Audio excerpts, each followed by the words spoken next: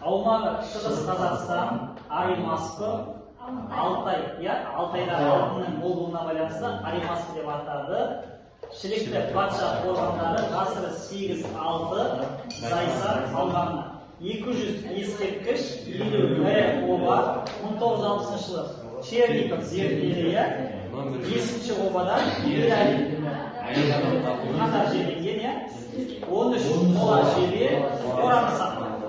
Номер 1-ден Әбдеш Төлеубаев, 3-ші алтын бәйгетөбе қапсырмасына 4303. Келесі Берек орындары 5-4 ғасыр Қатон-Қарағай ауданы Астам обадалында ең биігі 9 метр аттар қатар жерленген 1998-1999 жылдары Зейнет Сағаш номер 11 обадан 13 жылы ер адам мен әйел адам жерленген 294 жыл жерленген